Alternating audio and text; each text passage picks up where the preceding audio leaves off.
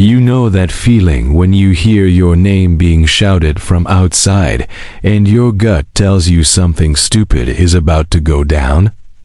That's exactly what happened on what should have been a quiet, peaceful Saturday morning in our neighborhood. It all started around 9:15 a.m. I was standing in the kitchen, halfway through making my second cup of coffee, still wearing my pajama pants and flipping through my phone. Outside, birds chirped, kids rode bikes, and my wife, Lavra, was out front working on her favorite flower bed, the one she put together with rose bushes and small American flags lining the edge. Nothing unusual, nothing suspicious.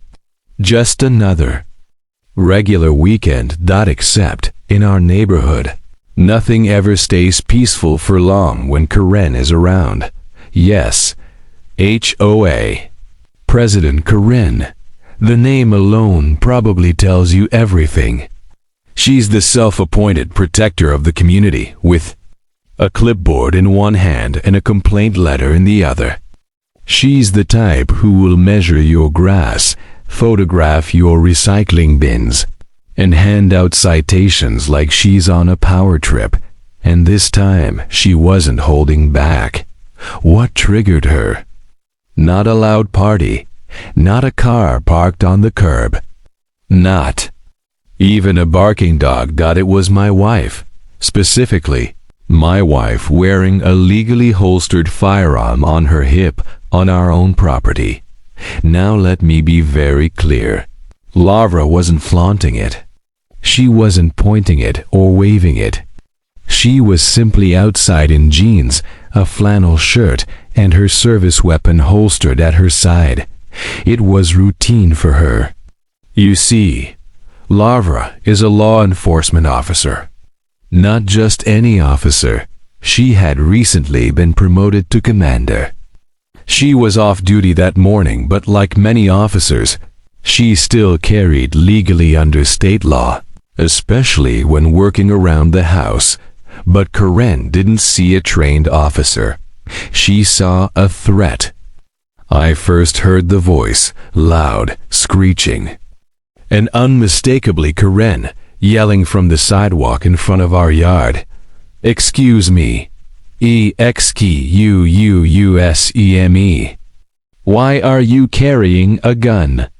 I looked out the window and saw her storming toward the front of our yard with her usual look, a mix of fake authority and exaggerated panic. Laura calmly turned around, removing her gardening gloves.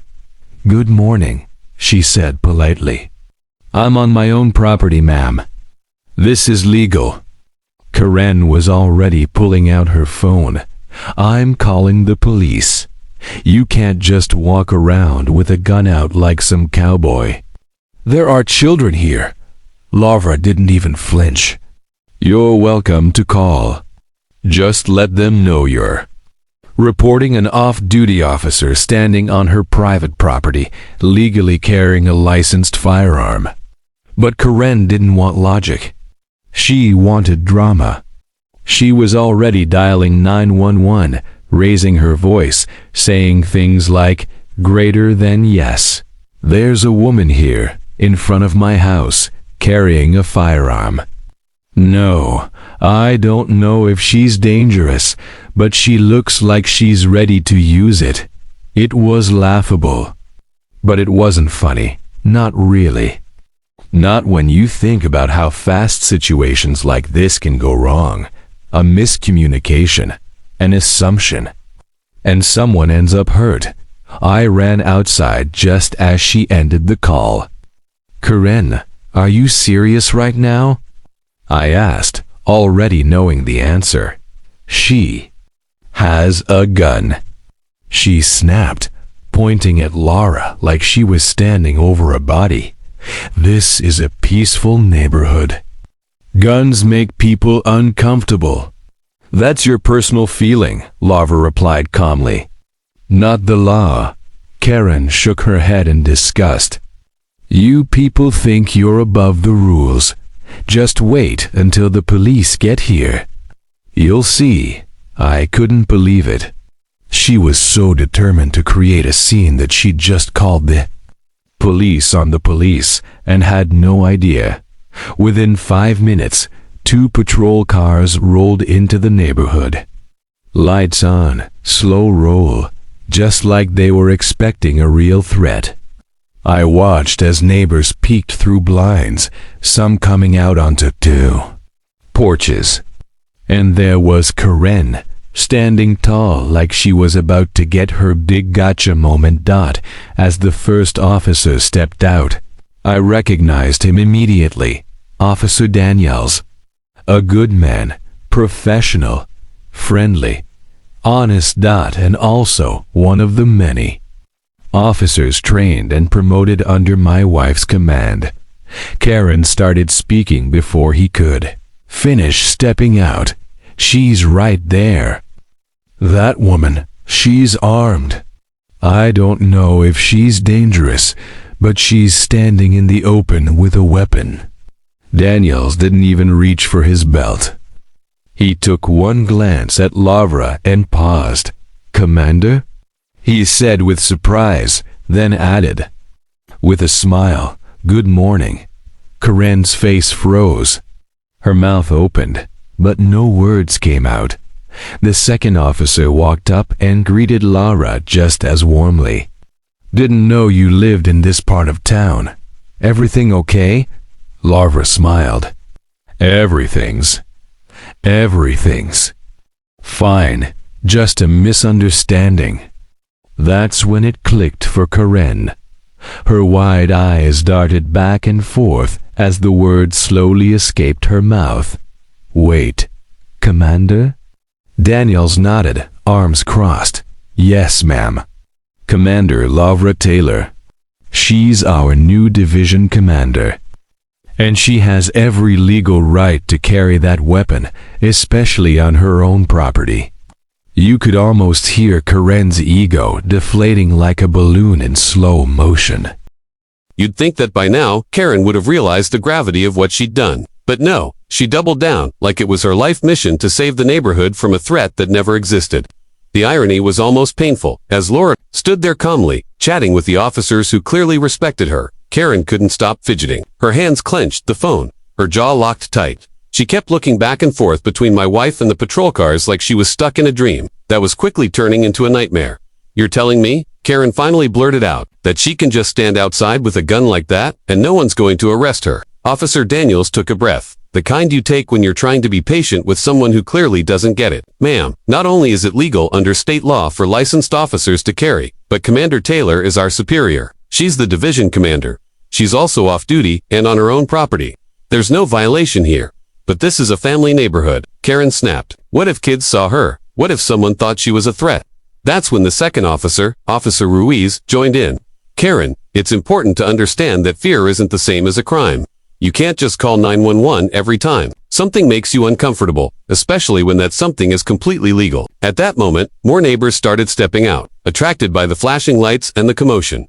Mr. Lively from across the street, the Johnsons 2 doors down, and even old Miss Green, who usually doesn't come out unless it's Sunday service. Everyone looked confused until they saw who was involved, and then, like wildfire, the story started spreading through whispers, gasps, and wide-eyed glances. "Wait, the commander? Karen called the cops on a cop? You've got to be kidding me." I'll admit, I wasn't sure what was going to happen next. Part of me expected Karen to finally back down, to maybe, just maybe, apologize and walk away with a bit of dignity. But no, she squared her shoulders and tried to flip the script. "I don't care who she is," she said loudly, so all the neighbors could hear. She was armed and standing in plain view. I had every right to be concerned. This isn't the Wild West. Laura finally turned toward her calm and composed. Her voice was firm but not aggressive.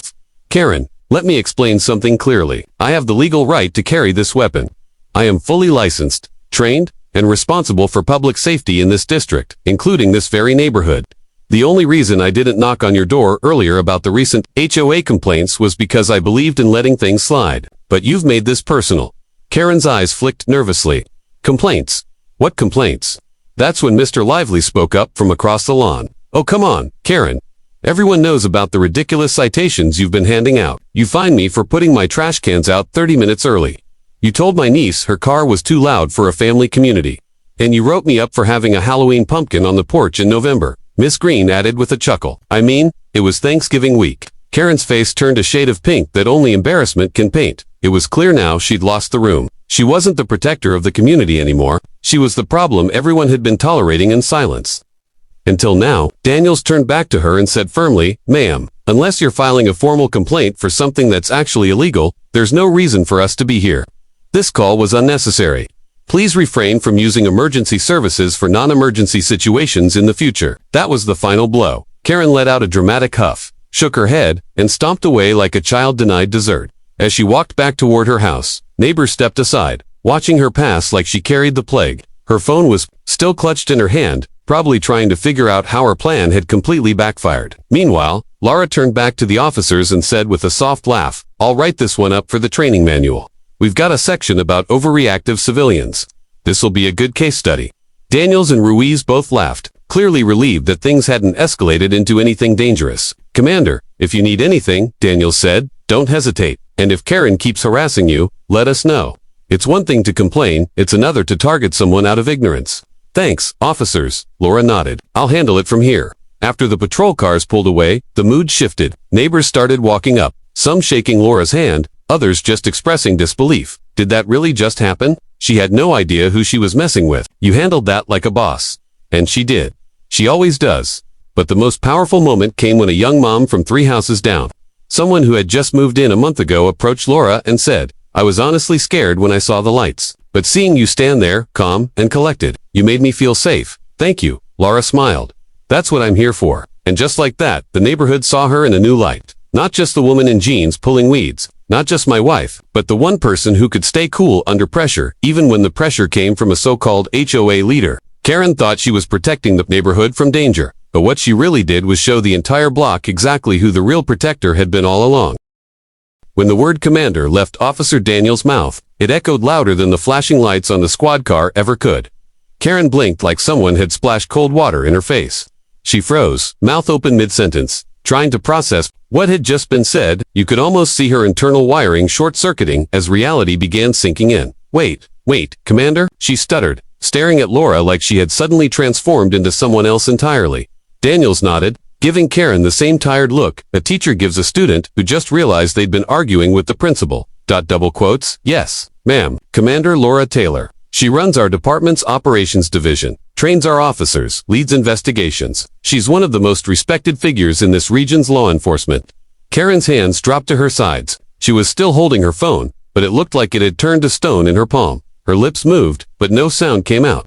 Her carefully constructed image of the dangerous woman with the gun had just shattered into a million pieces. And the worst part for her, everyone was watching. Neighbors who had come outside were now whispering and pointing, nudging each other. People were filming. Phones were out. This was the HOA's worst PR nightmare, and it was unfolding live, right in the middle of our perfectly trimmed cold-d-sack. Laura didn't gloat. She didn't smirk. She didn't make a scene. That's not who she is. But she did take a step forward and address the crowd in a calm, confident voice.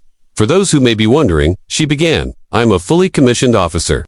I've served this community for over 15 years. I carry off duty, which is completely legal under state and federal law. I was on my own property, minding my own business." She paused for a moment, locking eyes with Karen. "I was reported as a threat because I wore a uniform that wasn't visible, but a sidearm that was.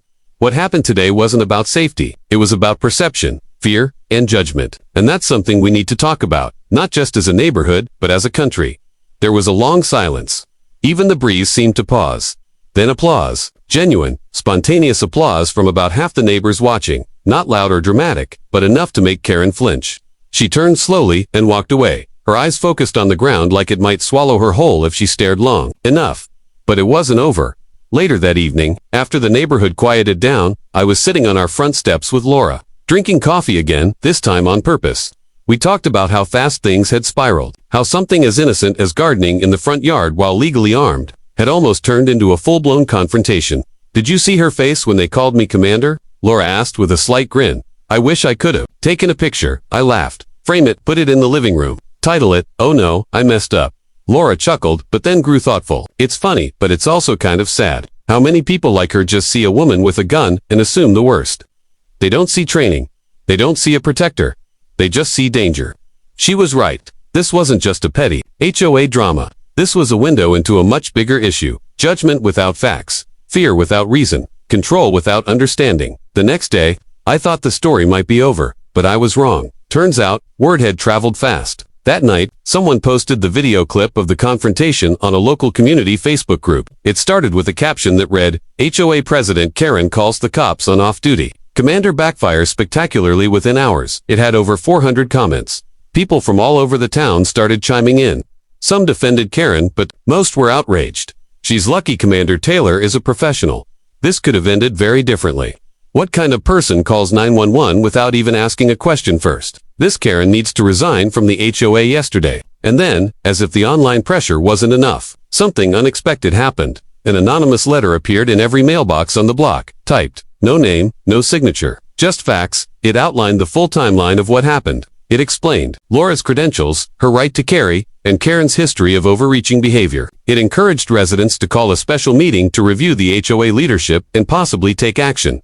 Now, Karen wasn't just embarrassed, she was under fire. That following week, at a community gathering in the local clubhouse, Karen walked in looking like a completely different person, the usual smugness, the stiff back, the air of superiority, all gone. She took her seat in silence as the room filled. Laura didn't attend. She didn't need to. Her presence was already felt. People stood up and spoke, one by one. Some shared how they'd been targeted by Karen's constant rules and citations. Others expressed how disappointed they were to see 911 used so recklessly, especially against someone sworn to serve and protect. Finally, one neighbor asked the room, do we want someone leading this HOA who reacts with fear instead of facts? Who judges without understanding? Who calls the cops without even knocking on a neighbor's door first? It was a powerful question, and it didn't need a long debate. By the end of the meeting, a vote was held. Karen was officially removed as HOA president. She stood up, said nothing, and walked out. Her reign was over. And not because someone had yelled at her or got aggressive, but because she underestimated the quiet strength of the very person she tried to shame.